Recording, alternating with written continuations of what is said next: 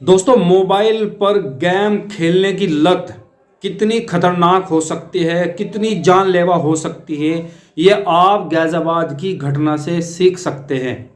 गैज़ाबाद का थाना क्षेत्र टिल्ला मोड़ और भारत सोसाइटी की वो बिल्डिंग जिसकी 9वीं मंजिल से कूदकर तीन सगी बहनें जिसकी उम्र 16 साल, 14 साल, 12 साल, निशिका, प्राची और पाखी, जिन्होंने रात 2 बजे बालकोनी से 80 फीट की हाइट से छलांग लगाकर अपने आप को ख़त्म कर लिया। क्यों?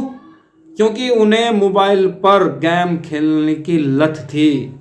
पेरेंट्स इससे नाराज़ थे। पेरेंट्स ने रोका तो वो इतनी खफा हुई कि तीनों बहनों ने एक साथ 1 बाई करके 80 फुट की हाइट से क्या छलांग लगाकर अपनी जीवन लीला को समाप्त कर लिया।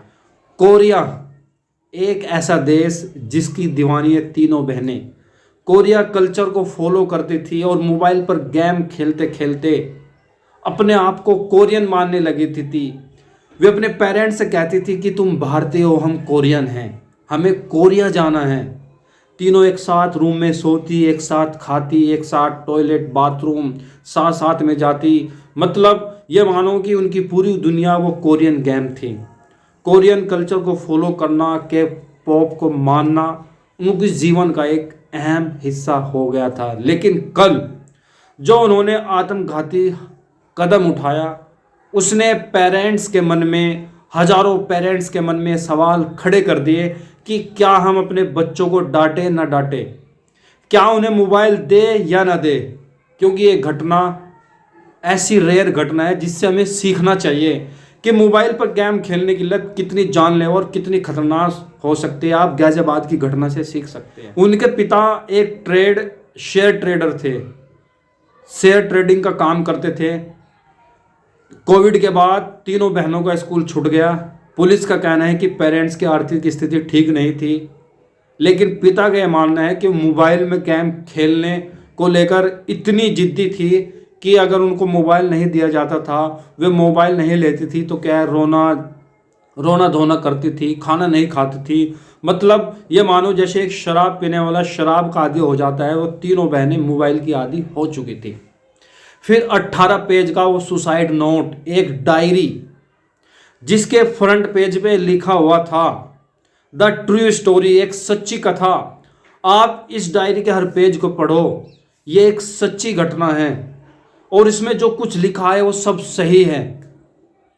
उसमें लिखा है कि हम गेम को छोड़ना तो चाहते हैं लेकिन हमसे नहीं हो पा रहा है, हम गेम को नहीं छोड़ पा रहे हैं, हम गेम से बहुत प्यार करते हैं। सॉरी पापा, रीड नो, आई एम रियल सॉरी। दोस्तों, ये वे तीनों बहनें हैं जिन्होंने सुसाइड नोट लिखा। निशिका 16 साल की उम्र, प्राची 14 साल की उम्र, 12 साल की। काफ़ी, ये आप सोचिए कितनी भयंकर लत रही होगी कि तीनों ने, जब पिता ने उनसे मोबाइल छीना तो मोबाइल छीनने को लेकर वो इतनी नाराज़ हुई कि 9वीं मंजिल की वो छत जिसकी हाइट 80 फुट और रात 2 बजे बालकोनी में जाती है, स्टूल रखती है और तीनों एक एक करके क्या छलांग लगा देती है और फिर तीनों की ज़िंदगी हमेशा के लिए ख़त्म हो जाती है। चारों तरफ इस घटना की चर्चा कि यार कोई ऐसा भी कर सकता है, लेकिन ये कोई फेक न्यूज़ नहीं है, रियल है। गैज़ाबाद के टिल्ला मोड़ की घटना है जहां कोरियन गेम की दीवानी में तीनों बहनें, जिन्हें मोबाइल पर गेम खेलने की इस कदर लत लग चुकी थी कि अब उनसे क्या है, उस गेम से 1 मिनट भी अलग नहीं रहा जाता था। खाना खाती थी तब गेम, तीनों बहनें एक साथ सोना, एक साथ रहना, एक साथ खाना, तीनों गेम खेलती थी। बीच वाली बहन प्राची जो कि टास्क तैयार करती थी और दोनों बहन उसकी बात मानती थी और फिर वे स्टेप टू स्टेप करके क्या है, गेम में आगे बढ़ते गए, आगे बढ़ते गए और वे इतनी दूर पहुंच चुके थे कि वहां से अब उनको वापस होना नामुमकिन सा हो गया था। पेरेंट्स ने रोकने की कोशिश की लेकिन वो काफ़ी नहीं थी। फिर कल 2 बजे उसके पिताजी ने मोबाइल लिया, वे नाराज़ हुई, एक सुसाइड नोट लिखा, 18 पेज का डायरी लिखी और फिर तीनों ने अपनी जीवन लीला को क्या है, समाप्त कर लिया, सुसाइड करके अपने आप को ख़त्म कर लिया। लेकिन सवाल लाखों हजारों पेरेंट्स के मन में ये है कि क्या अब हम अपने बच्चों को डांट सकते हैं, नहीं डांट सकते? क्या उन्हें किसी चीज़ के रोक सकते हैं, नहीं रोक सकते? साथियों ये बड़ा सवाल है, क्योंकि आज की जो जनरेशन है, आजकल के जो बच्चे हैं, पेरेंट्स की डांट से इतने स्तंभ हो जाते हैं, इतने गुस्से में आ जाते हैं कि वे सोच नहीं पाते कि वो जो कर रहे हैं वो कितना खतरनाक है। आप सोचिए, जिस घर से 3 बेटियां एक साथ खत्म हुई हो तो उस घर पे क्या बीत रही होगी। जिम्मेदार वह है मोबाइल की लत, मोबाइल पर गेम खेलना।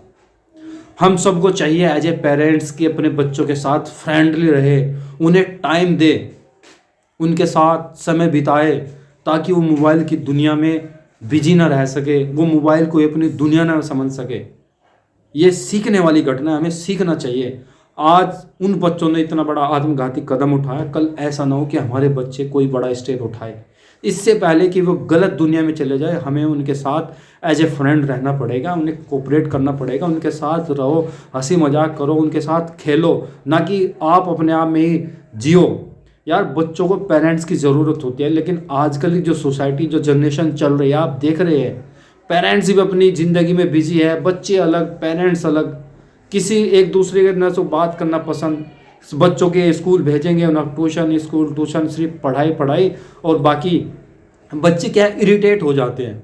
देखिए पढ़ाई भी ज़रूरी है, बच्चों के साथ खेलना कूदना भी इम्पोर्टेंट है, ठीक है। उन्हें आप हर इवेंट में ले जाए, उन्हें उनके साथ घूमे फिरे, उन्हें एक दोस्त की तरह रखें, तब जाके क्या है वे मोटिवेट रह सकते हैं। अदरवाइज अगर आपने अपने बच्चों को मोबाइल में ही हमेशा के लिए मोबाइल सौंप दिया तो आपके बच्चे ज़रूर निगेटिव उसमें जाएंगे, और फिर निगेटिव में जाएंगे तो आप इन बच्चों की तरह उनका भी हर्ष यही हो सकता है।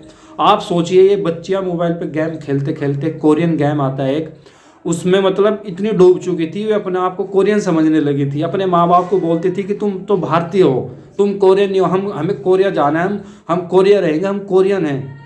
आप सोचिए दोस्तों, ये इतनी मतलब दुखद घटना है जिसके लिए मेरे पास कोई शब्द नहीं है कि कैसे बेचारी तीनों बेटियां एक साथ ख़त्म होगी। कूद कर उन्होंने सुसाइड कर लिया।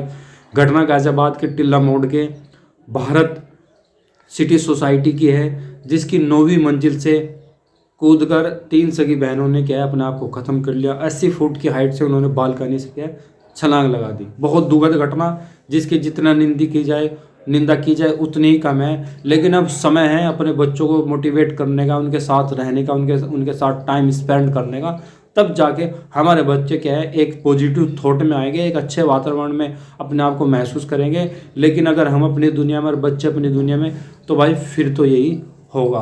खैर जो हुआ वो बहुत बुरा हुआ, ऐसा नहीं होना चाहिए था। हमारी पूरी सहानुभूति उस फैमिली के साथ है जिन्होंने अपने 3 बच्चों को खो दिया।